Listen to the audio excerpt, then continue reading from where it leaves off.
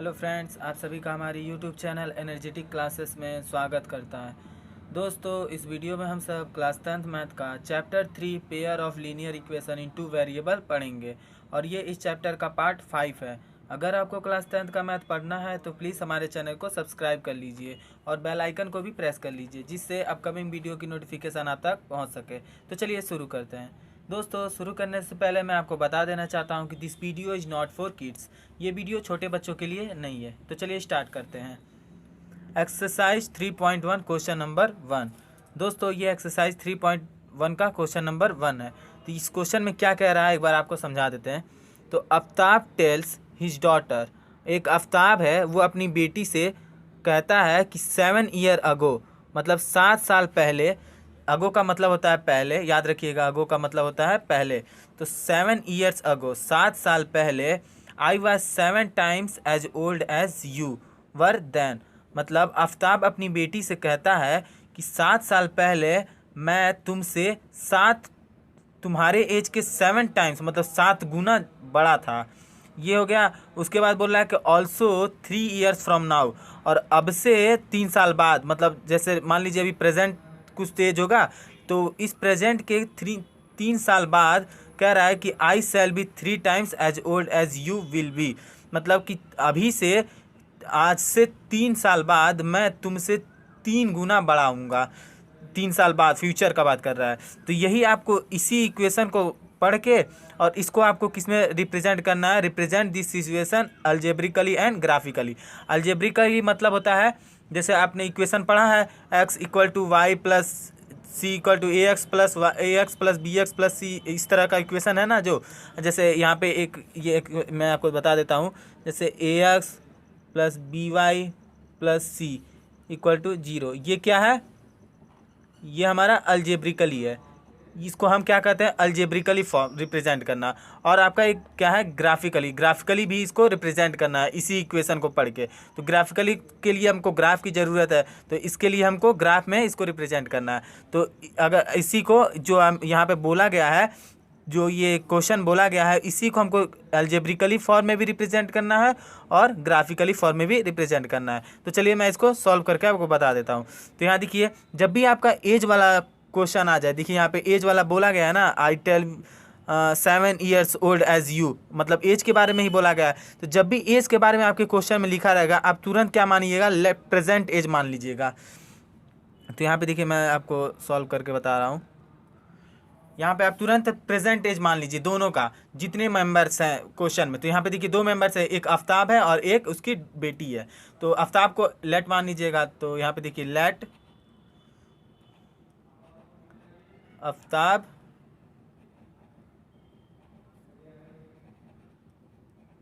Present as क्या हो जाएगा, कुछ भी मान लीजिए। तो मैं एक्स मान लेता हूँ, एक्स ईयर।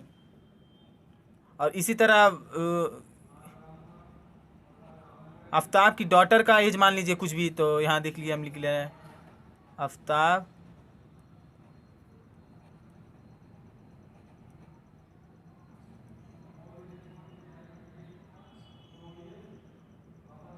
एज क्या हो जाएगा, कुछ भी मान लीजिए। मैं वाई मान ले रहा हूँ, वाई ईयर्स। ये हो गया।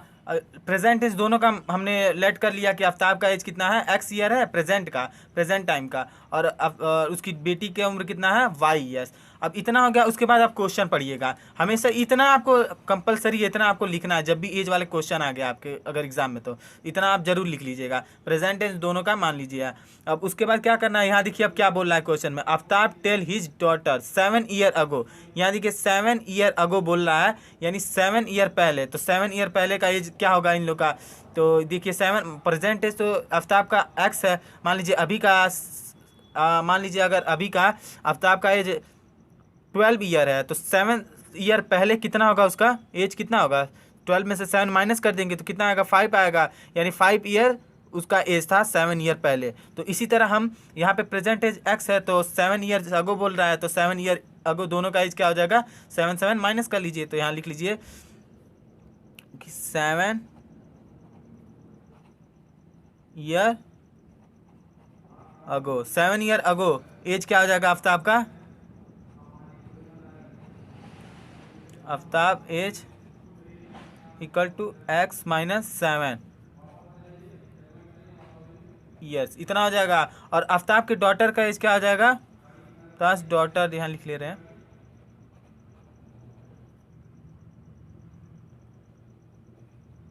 क्या हो जाएगा y माइनस 7, इसमें से भी माइनस हो जाएगा y माइनस 7।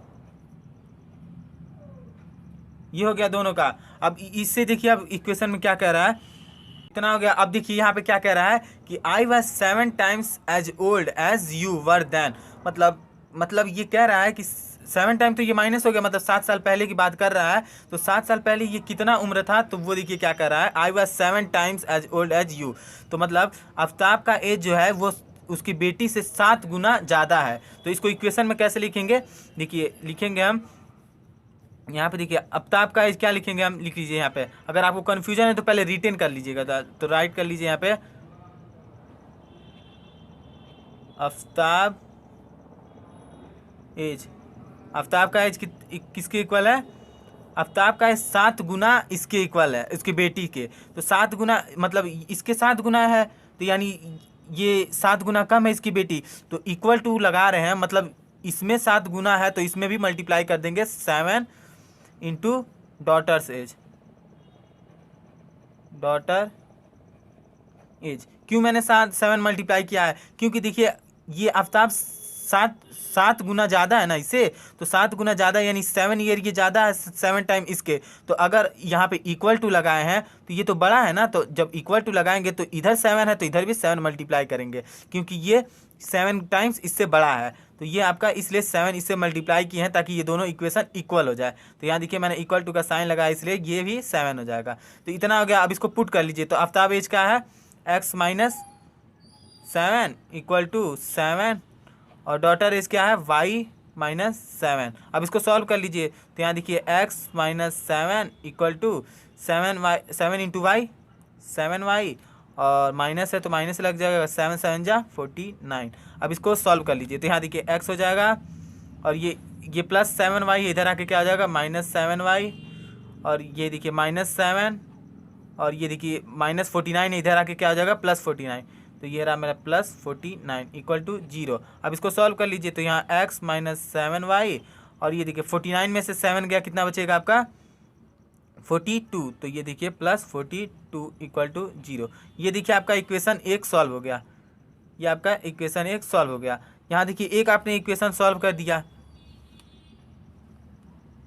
ये आपका 1 सॉल्व हो गया। अब दूसरा भी क्वेश्चन इसी तरह बोल रहा है कि ऑल्सो 3 ईयर्स फ्रॉम नाउ। अब 3 साल बाद बोल रहा है, तो 3 साल बाद के लिए हम क्या मानेंगे, यहाँ पे देखिए 7 ईयर अगो बोला है, तो यहाँ पे 3 साल बाद बोला है, नाउ फ्रॉम नाउ मतलब अब से 3 साल बाद, तो इसके लिए भी हम एज मानेंगे। तो एज प्रेजेंट एज तो मेरा हमेशा फिक्स रहेगा, यही रहेगा एक्स एंड वाई, बस क्वेश्चन के अकॉर्डिंग हम लोग चेंज करेंगे। तो यहाँ देखिए ऑल्सो 3 ईयर्स फ्रॉम नाउ, 3 साल बाद, तो यहाँ लिख लीजिए कि आफ्टर 3 ईयर्स, आफ्टर 3 साल बाद। आप ये भी लिख सकते हैं या तो ये भी लिख सकते हैं फ्रॉम नाउ, ये भी लिख सकते हैं। तो ये देखिए अब 3 साल बाद इन दोनों का एज क्या होगा, प्रेजेंट एज तो एक्स एंड वाई है, तो 3 साल बाद क्या हो जाएगा, 3 साल ऐड हो जाएगा ना दोनों के एज में। तो क्या लिखेंगे हम, आफ्ताब का एज, आफ्ताब का एज हो जाएगा एक्स है प्रेजेंट है, और 3 साल बाद 3 साल ऐड हो जाएगा तो +3, ये हो गया। अब इसके डॉटर का एज क्या हो जाएगा, तो आफ्ताब से डॉटर्स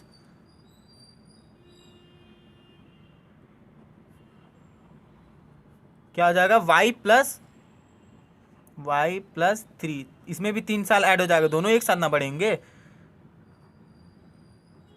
ये हो गया। अब देखिए क्वेश्चन में फिर क्या कह रहा है, तो देखिए I shall be 3 times as old as you will B.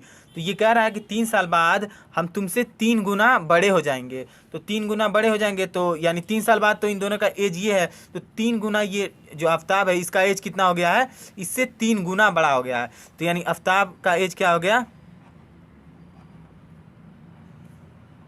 Aftab as कितना है 3 गुना बड़ा है। तो इक्वल टू लगाएंगे, तो यानी इक्वल टू का मतलब इधर भी 3 गुना मल्टीप्लाई करेंगे, तभी तो दोनों का एज बड़ा होगा, इक्वल होगा, क्योंकि आफ्ताब 3 गुना ज़्यादा है इससे। तो अगर हम 3 गुना 3 को अगर हम इसमें इसके बेटी वाले एज में भी मल्टीप्लाई कर देंगे तो दोनों का क्या हो जाएगा, एज इक्वल हो जाएगा। तो इस तरह मेरा इक्वेशन बन जाएगा। तो यहाँ देखिए 3 इंटू और यहाँ पे लिख लीजिए डॉटर्स एज। अब इसको पुट कर दीजिए, आफ्ताब का एज क्या है x+3, तो यहाँ लिख लीजिए x+3 इक्वल टू 3 है तो 3 लिख लीजिए, और डॉटर का एज क्या है y+3। अब इसको सॉल्व कर लीजिए तो x+3 equal to 3 into Y 3y plus 3 जा 9। अब सॉल्व कर लीजिए x, और ये देखिए +3y है, इधर आके क्या हो जाएगा -3y, और यहाँ देखिए +3 है तो +3 हो जाएगा, यहाँ देखिए +9 है तो इधर आके क्या हो जाएगा -9 इक्वल टू 0। अब इसको सॉल्व कर लीजिए x - 3y plus minus minus 9 में से 3 गया 6, बड़ा नंबर ये है माइनस है तो माइनस लगा लेंगे इक्वल टू 0। ये देखिए आपका एक और इक्वेशन दोनों सॉल्व हो गया। तो आपने इस क्वेश्चन को आपने अलजेब्रिकली तो सॉल्व कर दिया। देखिए यहाँ अलजेब्रिकली यानी इस फॉर्म में होना चाहिए, तो ये देखिए अलजेब्रिकली सॉल्व हो गया, एक ये हो गया और आपका एक ये हो गया। दोनों इक्वेशन आपने अच्छे से सॉल्व कर दिया इसको अलजेब्रिकली। अब आपको इसको ग्राफिकली भी सॉल्व करना है, तो ग्राफिकली सॉल्व करने के लिए आपको इन्हीं दोनों का हेल्प लेना पड़ेगा। इन दोनों के हेल्प से ही ग्राफ पे इसको रिप्रेजेंट कर सकते हैं। तो कैसे रिप्रेजेंट कर सकते हैं आइए हम जान लेते हैं। तो पहले इस इक्वेशन को पहले वाले इक्वेशन को, ये मेरा इक्वेशन 1 है, इसको इक्वेशन 1 सेकंड मान लीजिए। तो आप पहले फर्स्ट इक्वेशन से आप क्या करिए, यहाँ पे एक बॉक्स बना लीजिए। मान लीजिए यहाँ पे एक बॉक्स बना लीजिए इक्वेशन 1 के लिए। यहाँ पे ग्राफ के लिए हमेशा 2 बॉक्स बना लीजिएगा, 2 इक्वेशन है तो 2 ग्राफ बनेगा, 2 बॉक्स बना लीजिए, ठीक है। ये देखिए ये मेरा इक्वेशन फर्स्ट के लिए है और ये मेरा इक्वेशन सेकंड के लिए है। तो इसमें आपको करना क्या है,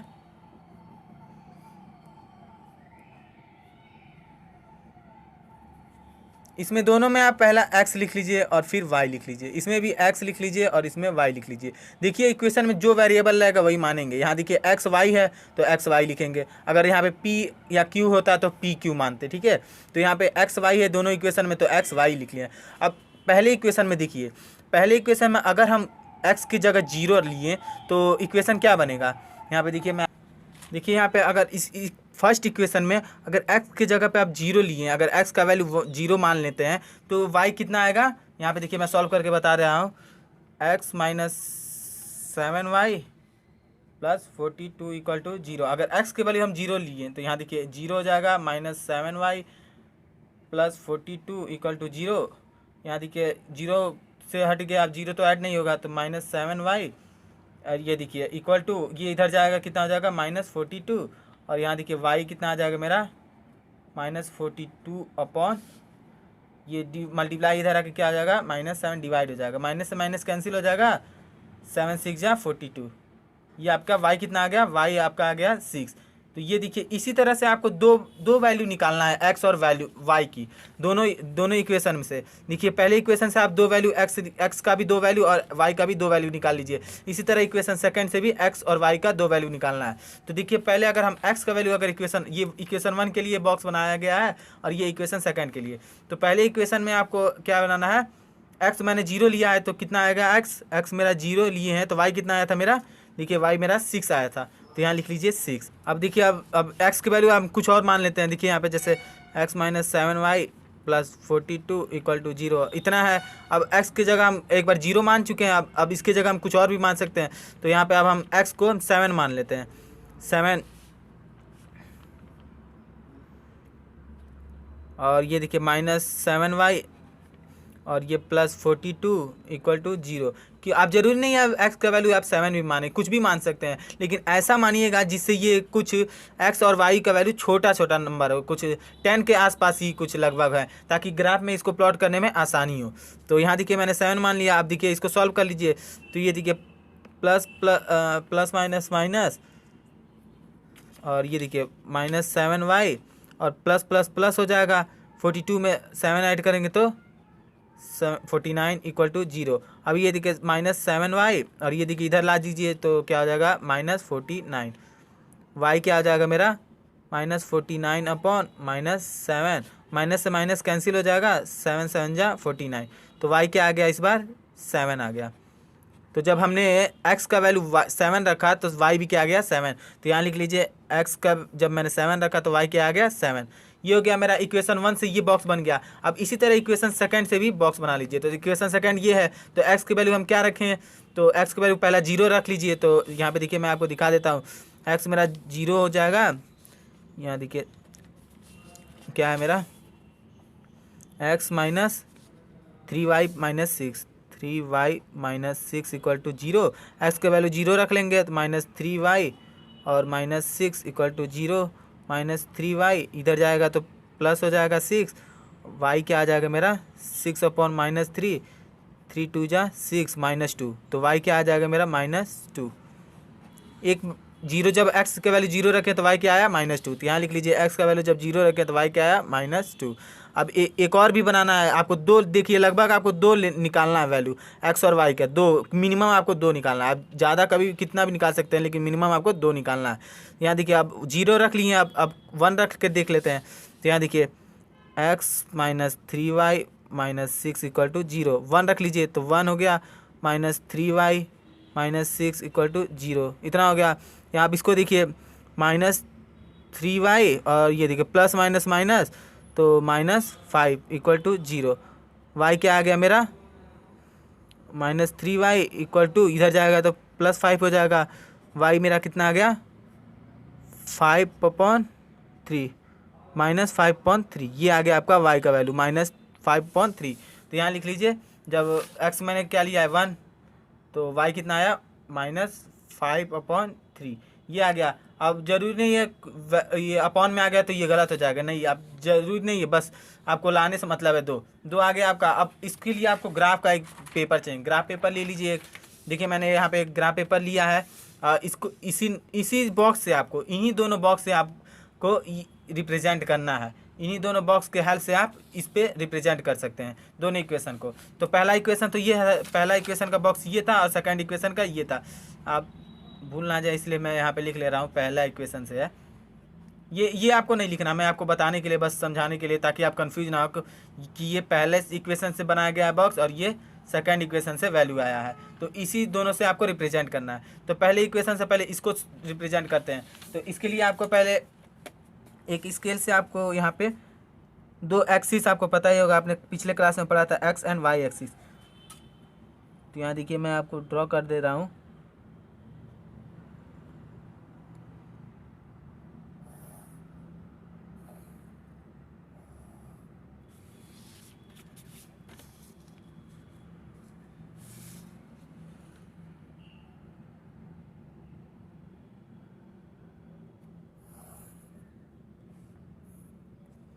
ये आपके एक्स एक्सिस और वाई एक्सिस हो गए। ये देखिए आपका एक्स एक्सिस हो गया और ये आपका क्या हो गया वाई एक्सिस हो गया।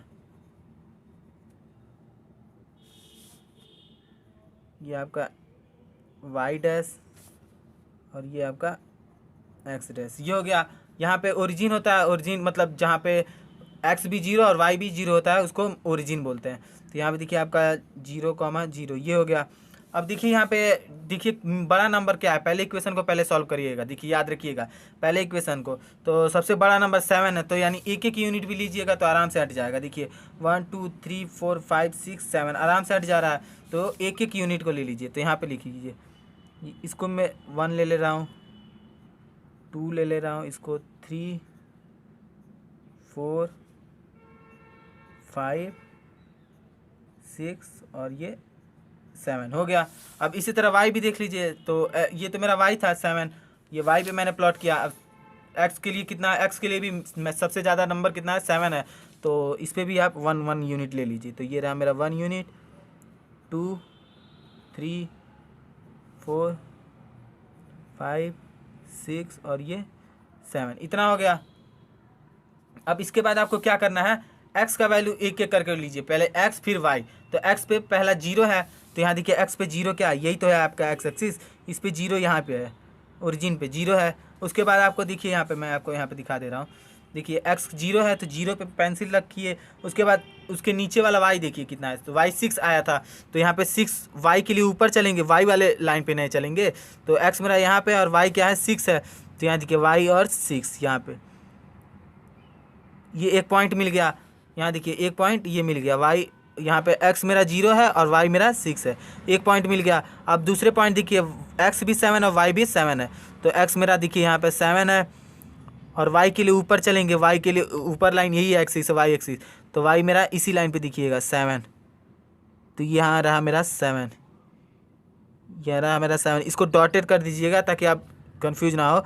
अब इसको ये मेरा कितना था 0 और 6 था, तो यहाँ लिख लीजिए 0,6। याद रखिएगा पहला आपका टर्म जो होता है वो एक्स एक्सिस का होता है और दूसरा जो क्या होता है वाई एक्सिस के लिए। तो यहाँ एक्स मेरा 0 था, यहाँ 0 था, तो पहले इसको लिखेंगे, पहले एक्स लिखा जाता है फिर वाई लिखा जाता है, तो एक्स मेरा 0 हो गया, वाई मेरा 6 हो गया। और यहाँ पे क्या था मेरा 7, एक्स भी 7 था, वाई भी 7 था, तो यहाँ लिख लीजिए 7,7। अब क्या करना है, इस दोनों लाइन को, इस पॉइंट को मिला लेना है। तो स्केल के हेल्प से देखिए मैं यहाँ पे मिला ले रहा हूँ।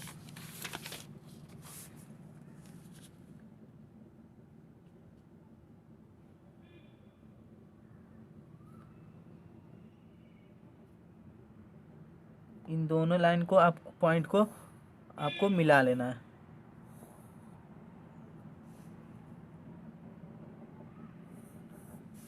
ये हो गया, तो ये आपका ग्राफिकली रिप्रेजेंट हो गया। तो ये कौन सा इक्वेशन, पहला इक्वेशन था, यही था आपका पहला इक्वेशन। देखिए यहाँ पे यही आपका पहला इक्वेशन था, तो इसी इक्वेशन को आप इसी लाइन पे लिख लीजिए। तो यहाँ देखिए मैं लिख ले रहा हूँ x - 7y + 42 = 0। ये आपका इक्वेशन फर्स्ट रिप्रेजेंट हो गया ग्राफ पे। अब इसी तरह सेकंड इक्वेशन को भी, यानी इस वाले बॉक्स से आप रिप्रेजेंट कर लीजिए सेकंड इक्वेशन। तो सेकंड इक्वेशन पहला देखिए क्या है, 0 है, तो यहाँ देखिए 0 यहाँ पे रख लीजिए पेंसिल। उसके बाद क्या है -2, तो -2 देखिए यहाँ पे इधर है, तो यहाँ पे देखिए रिप्रेजेंट नहीं है, वाई के लिए -2 है, तो वाई के लिए हमेशा नीचे होता है -2, यहाँ लिख लीजिए -1 -2 -3 -4, और इधर भी -1 -2 -3 -4, इतना रिप्रेजेंट हो गया। अब यहाँ देखिए पहला x का 0 है और y क्या है -2, तो x तो मेरा 0 हो गया और y क्या है -2, तो इधर पॉजिटिव होता है इधर निगेटिव होता है, तो y -2 1 2, ये रहा मेरा -2, तो यहाँ पे डॉट कर दीजिए। और उसके बाद फिर दूसरा देखिए, तो x मेरा 1 है, यानी x मेरा यहाँ पे रहेगा, और y क्या है -5/3, तो इसको रिप्रेजेंट करने में आसानी नहीं होगा, तो इसको क्या करिए आप इसको डेसिमल में चेंज कर लीजिए। तो डेसिमल में देखिए मैं यहाँ पे चेंज कर ले रहा हूँ, तो देखिए कितना आ रहा है,